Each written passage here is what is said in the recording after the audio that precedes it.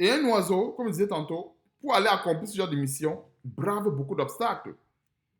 Il doit braver les intempéries, il doit braver tout genre de rapaces pour aller accomplir l'ordre que Dieu lui a donné. Mais bien des fois, nous, les humains, on réfléchit beaucoup, on raisonne beaucoup. Voilà, peut-être en allant chercher du bois, en allant chercher la nourriture, il y a un lion qui va m'attaquer, il y a un serpent qui va m'attaquer. Or, l'oiseau, quand il reçoit l'ordre de Dieu, il accomplit directement.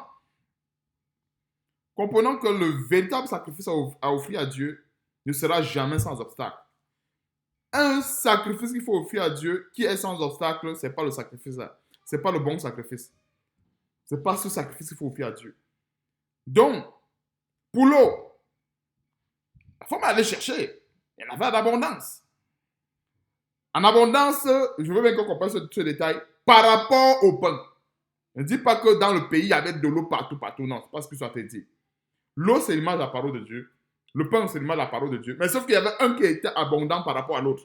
C'était l'eau. C'est clair. Elle est partie chercher l'eau le plus rapidement possible. Et j'ai expliqué en montrant que l'eau, là, c'est également l'image de l'abondance que nous voyons. Quand nous regardons même sur cette terre, l'eau est l'entité où on trouve partout.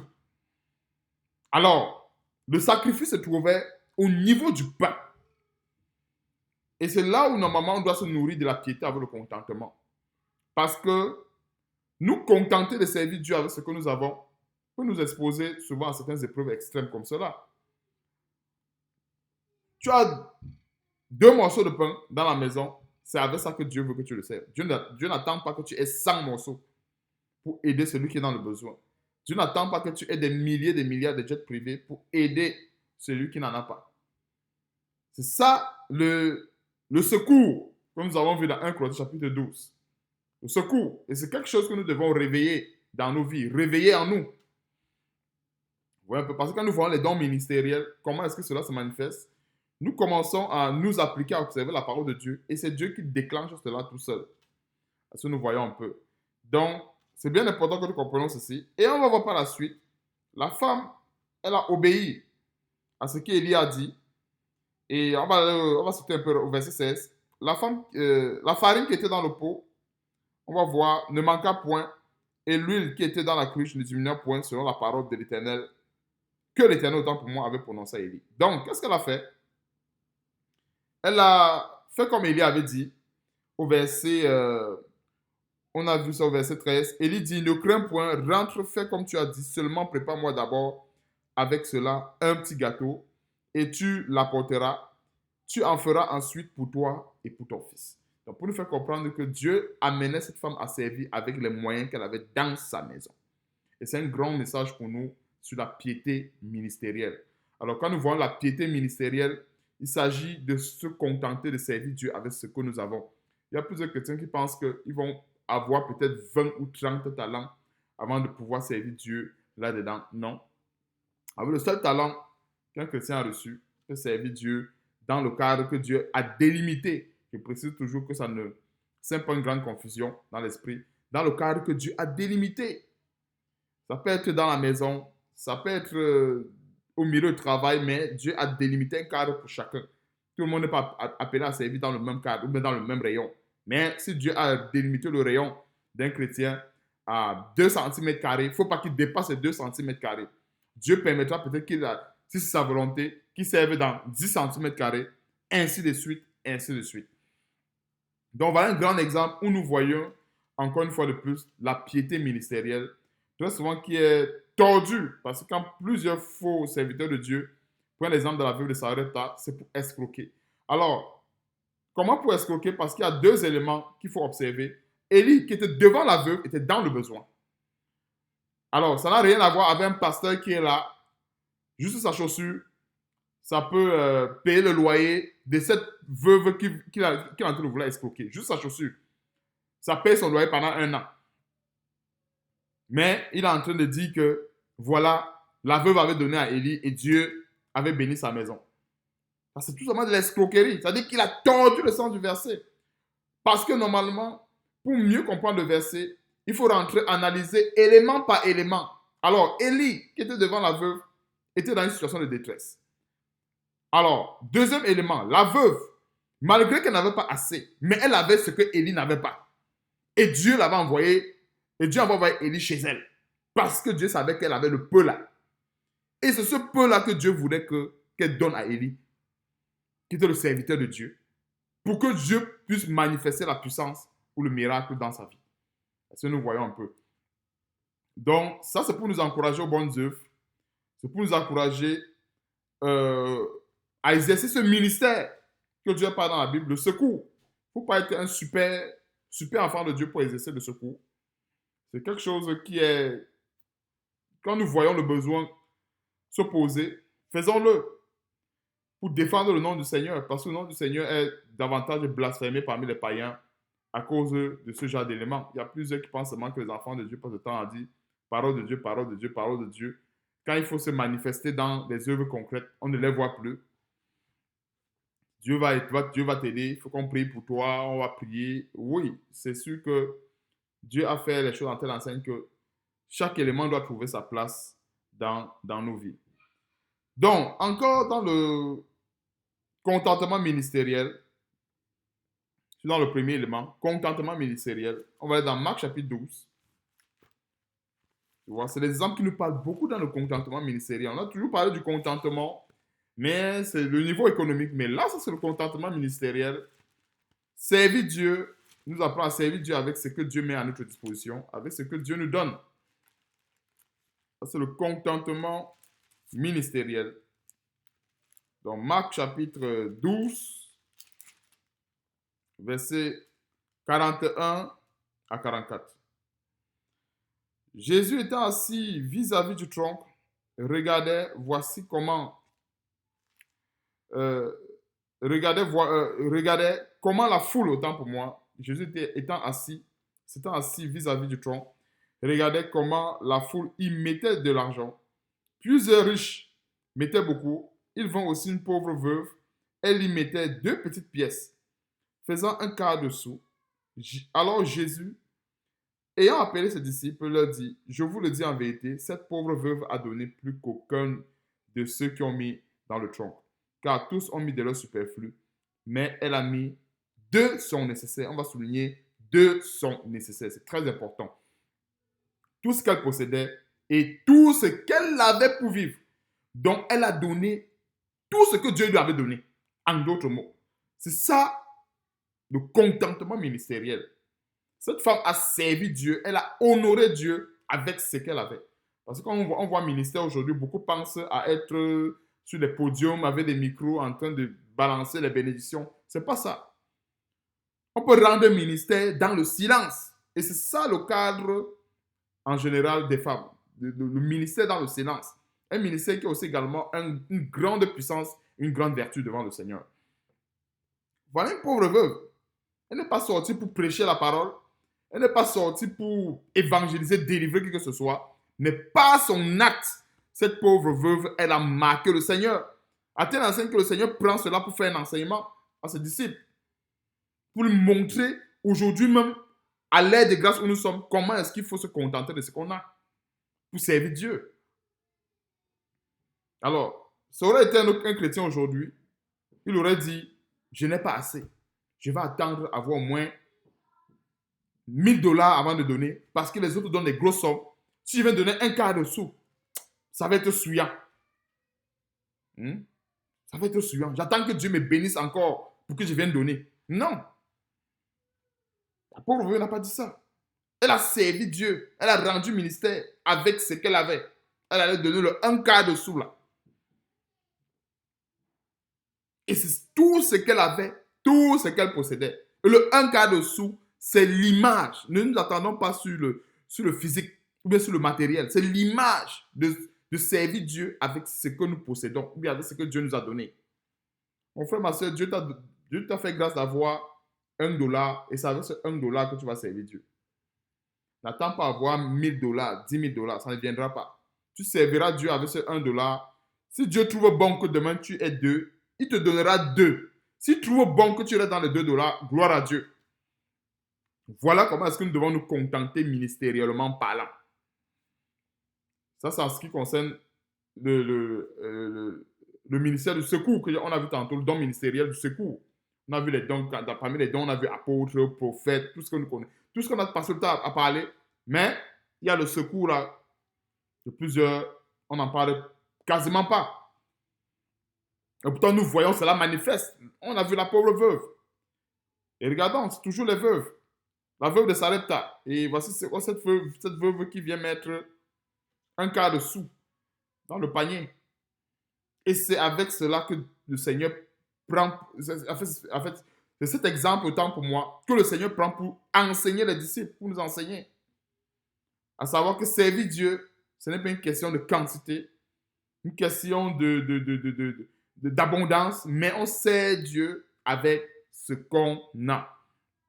Donc, c'est bien important que nous comprenions ceci. Voilà des bons exemples sur ce qu'il appelle la piété ministérielle. Donc, on va terminer rapidement avec ce que nous connaissons, le deuxième volet, qui est le plan économique et financier.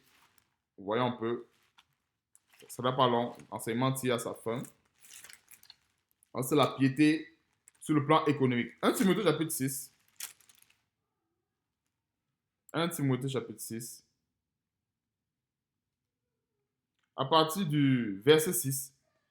C'est en effet une grande source de gain que la piété avec le contentement, car nous n'avons rien apporté dans le monde. Il est évident que nous n'en pouvons rien apporter.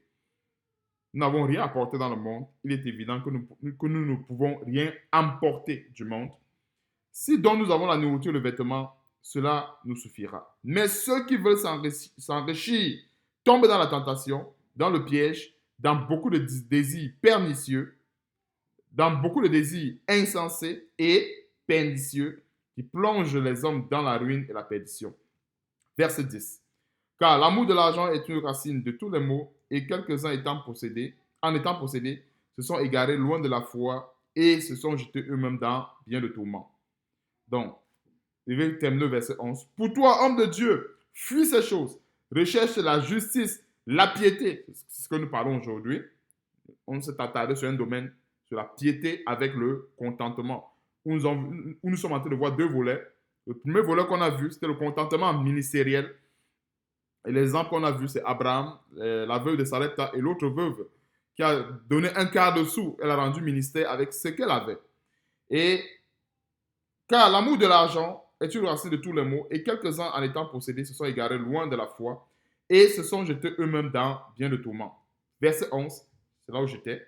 Pour toi, homme de Dieu, fuis ces choses, recherche la justice, la piété, la foi, la charité, la patience, la douceur.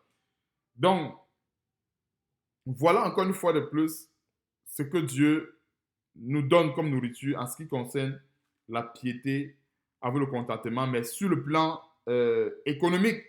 Parce que le Seigneur dit ceci, si quelqu'un a la nourriture et le vêtement, pour nous faire comprendre que pour servir Dieu, Dieu nous donne le nécessaire. La nourriture, le vêtement, c'est le minimum. C'est le minimum que Dieu garantit à tout chrétien. Mais maintenant donc, les autres choses sont des bonus. Parce que nous voyons un peu. Les autres choses sont des bonus. Parce que Dieu nous donne le minimum, le fondamental. Et maintenant, les bonus, ça vient ensuite. Donc, pour nous faire comprendre qu'en fait, nous, en tant qu'enfants de Dieu, on ne doit pas tomber dans ces désirs pernicieux. Et aujourd'hui, les chrétiens sont beaucoup envieux. Il y a certains qui sont tellement envieux. Tel veut envier, tel envie tel, tel envie tel. Surtout quand ces soi-disant pasteurs brandissent leur fortune. On pense que c'est ça le modèle. Que pour servir Dieu, il faut avoir une grande fortune. Et c'est pour ça qu'ils font des faux enseignements pour faire comprendre aux chrétiens que le monde doit voir que Dieu t'a béni. Le monde doit voir que tu as ceci. Le monde doit voir. Ce sont des enseignements pièges. Ce sont des poisons pour davantage empoisonner l'esprit de plusieurs et les pousser dans l'amour de l'argent. Les pousser à aller voler, à aller faire de la fraude. Parce que tout le monde veut démontrer que le monde doit voir que Dieu m'a béni. Non. Un chrétien peut servir Dieu avec le peu de nourriture qu'il a, comme cette femme veuve. Elle avait de l'eau et un peu de farine. Est-ce qu'elle n'a pas glorifié Dieu avec ça? La veuve qu'on a vue tantôt avait un quart de sou. Est-ce qu'elle n'a pas glorifié Dieu avec ça? Oui, un peu. Sur le plan financier, ce que nous avons, servons Dieu avec. Ce n'est jamais petit. Et si nous servons Dieu avec ce que nous avons, lui se chargera de multiplier si telle est sa volonté, en fait, il multiplie toujours la sémence. Ce n'est pas toujours sur le même plan, parce que quelqu'un peut s'aimer du financier, des finances, mais il récolte sur le plan de la santé, comme récolter sur le plan de la foi. Parce que nous voyons un peu, parce que bien de fois, plus de s'attarde sur... Ce n'est pas parce qu'un chrétien a s'aimé les finances qu'il va recevoir en retour les finances, non. Nous savons tous que nous sommes bénis aujourd'hui de toutes sortes de bénédictions spirituelles dans les lieux célestes. Donc Dieu agit en conformité avec cette parole, avec cette donnée. Alors, si Dieu veut bénir un chrétien, il va aller chercher les bénédictions qui sont spirituelles. Ça, sachons-le. Mais maintenant donc, si ces bénédictions spirituelles donnent un signal ou un code qui donne les finances, alors Dieu va augmenter les finances. Alors, si ces bénédictions spirituelles donnent un code qui correspond à la foi, alors Dieu augmentera la foi. Alors Dieu donnera à cette personne d'avoir encore plus de charité, ainsi de suite, et ainsi de suite. Maintenant, là, le point sur lequel nous devons nous attarder, c'est servir Dieu en se contentant de ce que nous avons. Et on a vu tantôt, avec Moïse, la verge qu'il avait en main. Dieu l'a envoyé avec la verge. Dieu pouvait l'envoyer avec des cavaliers, avec des chars, pour montrer à Pharaon qu'il est puissant. Mais regardons comment est-ce que Dieu, même pour nous enseigner l'humilité et le contentement, envoie son serviteur avec une simple verge.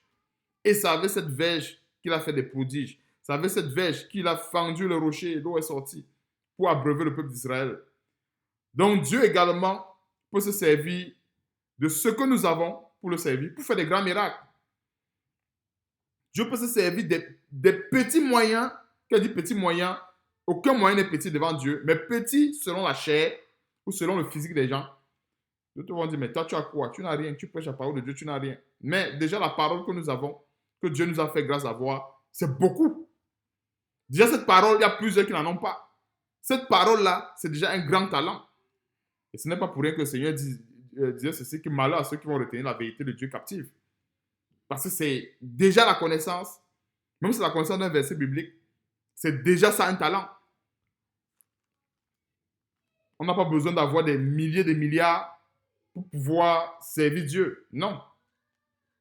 Donc, frères et sœurs, c'est ici que je termine sur la piété avec contentement. Et pour résumer, on a vu deux plans. On a vu le plan financier et nous avons aussi également vu le plan... Non, on a vu le plan ministériel et le plan financier. Et quand je parle de plan ministériel et financier, ça ne veut pas dire que quand c'est financier, ce n'est plus ministériel. J'essaie de dissocier, qu'on comprenne que, en fait, on peut servir Dieu avec les talents que Dieu nous donne. Et dans les finances, ça ne sert à rien d'aller chercher, de courir après quelque chose qui peut entraîner notre chute. Vous voyez un peu. Donc, soyons encore bénis pour cet enseignement et que le Seigneur continue de nous remplir. On va seulement se dire, avant de se quitter, on va seulement se dire la prochaine fois que le Seigneur continue de nous garder, de nous préserver. Prions.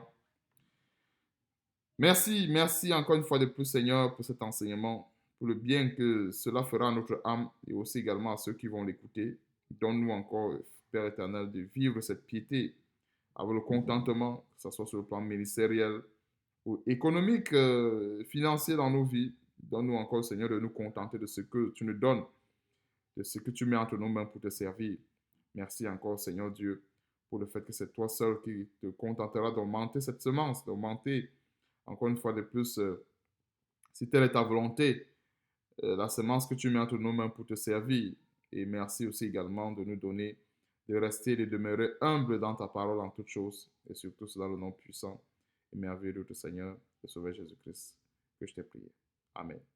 Donc, frères et sœurs, c'en est terminé. On va seulement se dire la prochaine fois. Plaise à Dieu pour une autre vidéo. Merci. Bye.